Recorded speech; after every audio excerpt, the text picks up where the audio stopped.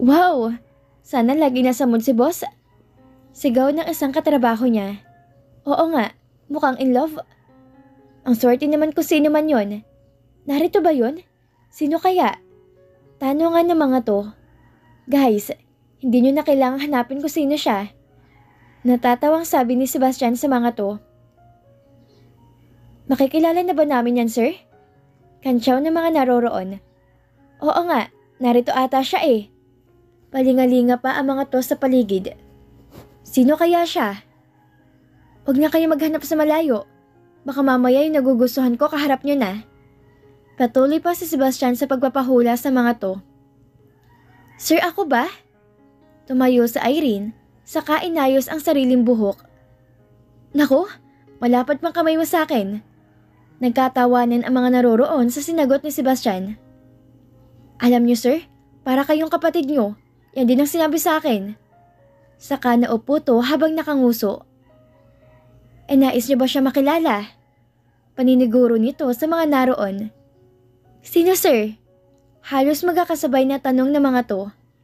Tinitigan siya bigla ng kanyang asawa.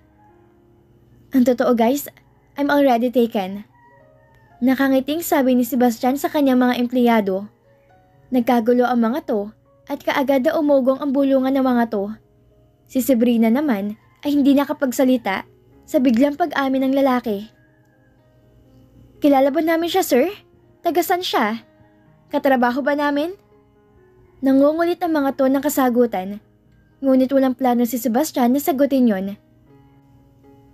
Hanggang doon na lang muna ang clue. Sekreto na lang muna ang iba pang detalye. Malalaman nyo rin naman kung sino siya sa takdang panahon. Naku si sir, pinibitin tayo. Oo nga, grabe siya. Natatawa siya sa wild reaction ng kanyang mga empleyado. Ang lahat ay nag-iisip kung sino ang girlfriend niya. Ayaw naman niyang titigan ng asawa dahil baka makahalata ang mga to. Kumain na kayo. At least ngayon alam niyo na kung ano pinaghuhugutan ng aking saya. Sabi pa niya sa mga to. Naging masaya ang kanilang pagsalo-salo hanggang makatapos sila ng tanghalian. Tumunog ang cellphone ni Sebastian. Sige guys, maaari na kayong umakyat, may kakausapin lang ako. Paalam ni Sebastian sa kanila. Nagpasalamat ang lahat, saka isa-isang nilisan ang cafeteria. Tiningnan niya ang paglabas ni Sebastian na waring napaka-importante ng natawag. Sumabay na siya sa mga kasama na umakyat sa kanilang department. Lahat ay nasatisfied sa tanghaliang hatid ng kanilang boss. Nagkakagulo ang lahat sa panguhula kung sino ang kasintahan ni Sebastian. Baka iyon pa rin si Miss Raquel, yung babae ng iwan kay sir nung malapit na silang ikasal? Oo nga, balita ko bumalik na yun ng Pilipinas eh. Kaya siguro naging blooming si sir no? Malamang yan. Yun kayang tumawag kay sir ngayon na si Miss Raquel? Kanya-kanyang opinyon ang mga naroroon. Bigla tuloy siyang na-curious kung sino ang Raquel na yon. Pagdating nila sa opisina, nakasabay niya si Irene. Sino si Miss Raquel? Tanong niya dito. Ganoon ba siya kamahal ni sir? Ah, yun ba? Yun ang ex ni sir. Balita namin ikakasal na lang sila. Iniwan pa siya para tuparin ang pangarap na career abroad. Sagot nito. Nakita mo na siya? O seryoso pa niya dito? Nais lang niyang malaman kung sino ang nakaraan ni Sebastian. Nagpupunta siya dito noon. Ngayong taon lang naman sila naghiwalay. Siguro 5 buwan ang nakararaan? Sagot nito. Naalala niya, iyon ang mga panahong nagkita sila sa bar ni Sebastian. Ibig sabihin, doon pala may pinagdadaanan to. Balita namin ready na ang lahat. Kaso yun nga, tumakas ang babae. Pero ang alam namin, mahal na mahal ni sir yun. Kasundong-kasundo yun ng ina ni sir. Pareho ko sila mga sosyal. Maganda yon at halatang expensive. Mabait din naman siya. Kapag pumupunta dito yon, madalas may dalang pagkain. Akala nga namin good sila. Perfect combination talaga. Yun nga lang may pangarap pa yung isa. Ang alam ko, fashion designer siya. Kwento pa ni Irene. Pero ang alam ko, mas kilala siya ni Elena. Iniisip tuloy niya na baka bumalik na ang Raquel na yon. Hindi na siya mapapansin ni Sebastian. Baka hiwalayan na siya nito. Elena! Narinig niyang tawag ni Irene sa kaibigan. Bakit ba ang tagal mo? Tumae ka ba? Huwag ka nga maingay, bunganga mo. Saway nito kay Irene. Tinatanong kasi ni Sabrina yung tungkol kay Miss Raquel. Ano namang tungkol doon? Pahingi akong alkohol sabi ni Elena sa kanya bago nag-spray. Anong tungkol kay Miss Raquel? Wala naman. Ang ingay kasi na Irene. Sabi kasi niya nobya yun ni Sir. Nagkukunwari siyang natatawa sa sinabi niya dito. Pero deep inside, nasasaktan siya. Si Miss Raquel ay isang babaeng ibinaba ng Panginoon upang ipakita sa lahat kung anong klaseng isang perfect na tao. Kwento nito sa kanila. Sobrang bait at mahalaga niya. Madalas niyang pinagluluto ng pagkain si Sir. In short, nagka-developan sila noon. Ang alam ko, ipinagkasundo sila noon pa man at binigyan ng chance na magkalapit. Subalit ang ikot ng mundo ay hindi natin masasabi. Dahil ilang linggo na lang ikakasal na sila. Nagkaroon ng pagtatalo yung dalawa dahil nais pa magpunta ng babae sa ibang bansa dahil sa offer na maganda sa Europe. Ayaw pumayag ni Sir. Pinapili si Miss Raquel. Kung siya o yung career yon, ang malas ni Sir, career ang pinili ng girlfriend niya. Simula noon lagi na siyang aburido at galit. Kaya nga nagulat kami na nagpalang siya ngayon. Ngayon na lang din ulit yung pagpapakain niya sa team. Minsan naman, napagmimitingan siya, subalit hindi gaya nitong kwentuhan na ganito. Last namin tong ginawa nung i-anong silang ikakasal na sila. Yun na rin ang huli. Mahabang litanya ni Elena. Ibig sabihin ba kaya niyan masaya si Sir ngayon dahil parang bumalik na si Raquel dito? Paglilinaw niya sa sinasabi nito. Maaari siguro, kasi lang naman ang nakakapagpasaya sa kanya noon pa man. Wala naman ako makitang ibang rison, unless may iba siyang kinalolokohang babae. Sagot sa kanya ni Elena. Sa tagal ko na nakakasama si Sir, si Miss Raquel lang ang nakakapagpangiti sa kanya ng ganyan. Maganda nga si Melody, pero bulok ang kanyang ugali. Hindi tulad ni Miss Raquel na alam mo may pinag-aralan dahil may class siyang kumilos at magsalita. Hindi ko nga alam kung paano pumasok sa kokote ni Melody na magugustuhan siya ni Sir. Gayong kahit sa kalingkingan ni Miss Raquel, walang binatbat ang babaeng yon. Panay ang puri ni Elena sa babaeng iyon. Ibig sabihin mabait at maayos na babae si Raquel. Nagtataka siya kung bakit hindi man lang yun nasabi sa kanya ng kanyang asawa. Kayo magkasama naman sila sa bahay tuwing gabi. Binalot siya ng lungkot para sa kanya at sa magiging mga anak nila. Paano kung magkabalikan ng dalawa? Anong magiging papel niya sa buhay ni Sebastian? Minabuti niyang maupo na lang muna dahil pakiramdam niya ay nangangatog ang kanyang tuhod. Hindi na niya kaya pang gamitin yun na matagal sa pagkakatayo. Nahalata na makausap niya ang kanyang inaarte. Okay ka lang ba? Nag-aalalang tanong ni Elena. Okay lang ako, salamat. Napagod ako pagtayo. Mas malaman kasi ako sa inyo. Pagdadahilan niya. Oo nga no, nagkakalaman ka na. Para kang buntis no? Biro ni Irene sa kanya. Hindi na siya nakasagot sa biro nito. Nginitian lang niya yon ng makahulugan. Nasa awa naman ng Diyos ay hindi niya nito naiintindihan. Tahimik lang siya sa sakyan habang nasa kahabaan siya ng biyahe. Magkatabi sila sa backseat ng kanyang asawa at hindi sila makikita ng kanilang driver. Kanina pa atang tahimik ang misis ko. Tanong nito sa kanya. Bakit kaya? Sino si Raquel? Hindi na siya nakatiis kaya tinanong niya to. Si Raquel? Paano naman siya napasok sa usapang to? Bahagya pang napukunot ang noo nito sa kanyang tanong. Huwag mong sabihin nagsaselos ka. Hindi no? Inirapan niya ang kanyang asawa. May nakapagsabi lang sa akin na siyang pinakamamahal mo. Siya nga, noon. Pero ngayon, syempre ikaw na. Kayo na magiging anak natin ng pinakamamahal ko. Hinila siya palapit ng kanyang asawa, saka hinalikan sa noo. Paano kapag bumalik siya? Humilig siya sa balikat ng kanyang asawa. Natatakot siya na baka iwanan siya nito kapag nagkataon. Na baka pilitin nitong bumalik kay Raquel. Paano sila ng mga anak niya? Huwag ka mag-alala. Tapos ng kwento namin ni Raquel. Kung sa isang nobela, tapos na siya sa book 1 at ikaw ng aking book 2. Wala ka mang tiwala sa sarili mo? Inakbayan siya ni Sebastian. Huwag ka masyado mag-isip ng negative. Makakasama sa baby natin yan. Sorry, hindi ko kasi mapigilan. Alam mo naman, ikaw pa lang yung aking una. Ayoko ng pangalawa at pangatlo o kahit pang ilan pa. Ayoko maiwan.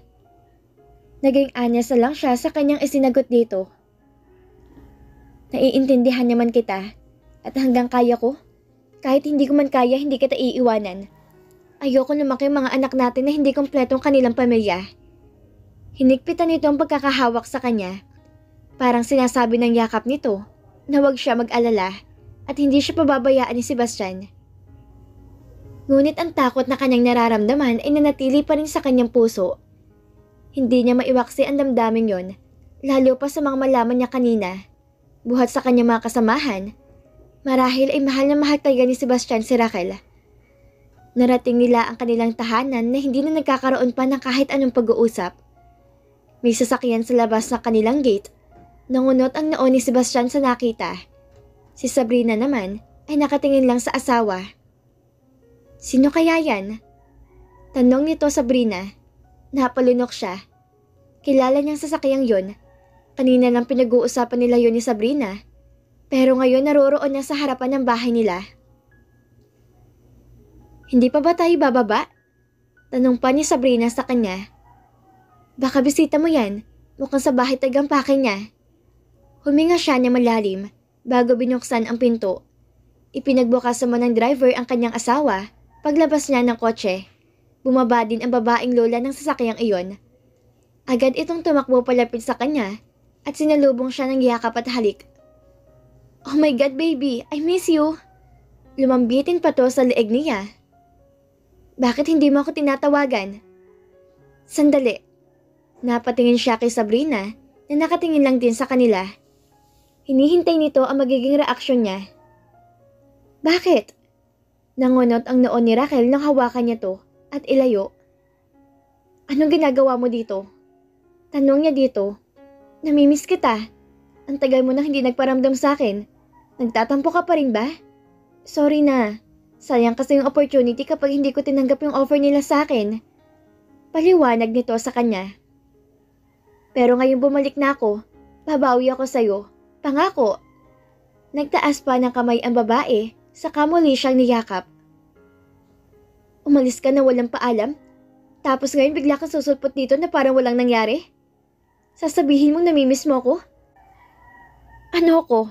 Aso? Na kung kailan mo ninais balikan, babalikan mo. At naririyan pa rin na handang himodin ng mga palad mo? Asik niya dito. What are you talking about? Alanganin ng ngiti ni Raquel. Baby, bakit ganyan ka naman magsalita sa akin? What's wrong? Wala. Nothing is wrong. Sagot niya dito. Nakamasid lang sa kanila si Sabrina. Mukhang nakalimutan na siya ng kanyang asawa. Hindi na nito naalala na ipakilala mo lang siya sa babaeng to. Nanatili lang siyang nakatingin at nakikinig sa palitan ng mga to ng usapan. Pero baby, alam kong galit ka lang sa akin ngayon. I will make it up to you. Please lang. Give me a chance to prove it. Pagmamakaawa ni Raquel sa kanyang asawa. Umalis ka na. Hindi kita kailangan. Pagtataboy ni Sebastian sa babae, saka pa lang nito naisipang lingunin siya. Nagtama ang kanilang mga mata. Bakit ba? Saka pa lang napalingon sa kanya ang babae. Oh, may kasama ka pala. Buti kumuha ka na ng secretary para hindi ka masyadong napapagod sa paggawa ng schedule mo.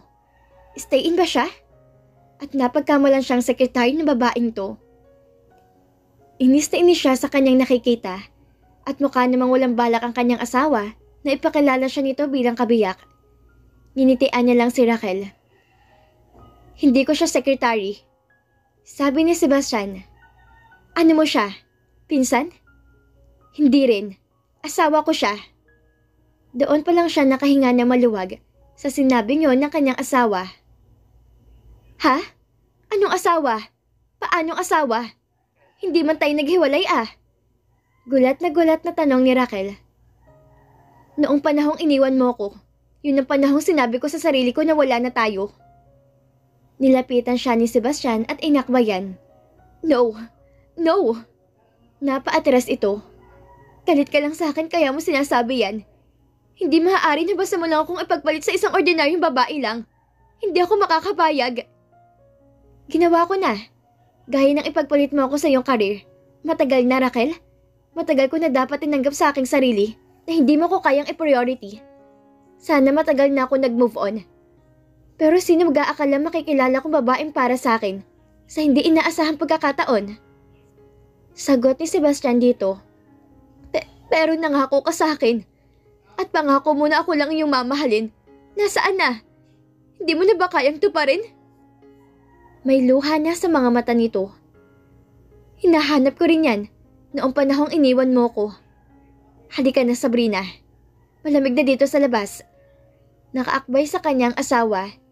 Naglakad sila palayo sa babae. Sana si Ram na lang yung minahal ko. Sigaw ni Raquel kay Sebastian. Sana nga. Sana nga siya na lang. Tumigil sila saglit at hindi lumilingon sa sagot ni Sebastian kay Raquel. Halika na, mahal. Iniwan nila si Raquel na nag-iisa sa labas. Hindi na rin siya nagtangkang lingunin pa to. Ramdam ni Sebastian ang tense sa pagitan nila mag-asawa.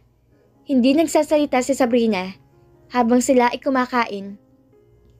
Halos ayaw na rin iangat ng kanyang asawa ang mukha nito buhat sa pagkakayuko. Iniisip niya kung paano ikukwento dito ang naging nakaraan nila ni Raquel. Baka isipin ni Sabrina na mga agaw siya. Si Raquel ikababata ni Ram.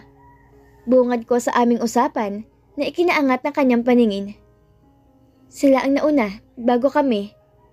Nakatingin lang sa kanyang asawa na parang naghihintay na kanyang ikinukwento pa. Magkaibigan silang dalawa. Tandang-tanda ko pa kung paano kami nagkakilala ni Raquel. At yun nga ay dahil kay Ram. Sabi naman ni Raquel sa akin noon ay wala silang relasyon ng aking kapatid. Ni hindi nga daw siya nililigawan ni Ram, kaya umiksena ako. Gustong gusto ko si Raquel noon. Mabait siya at malambing. Isa pa, ubod naman talaga siya ng ganda. Nang sagutin niya ako, noon ko lang nalaman na mahal pala siya ni Ram. Nais ko sana magparaya, subalit na ibigay niya sa amin ni Mami ang kanyang basbas.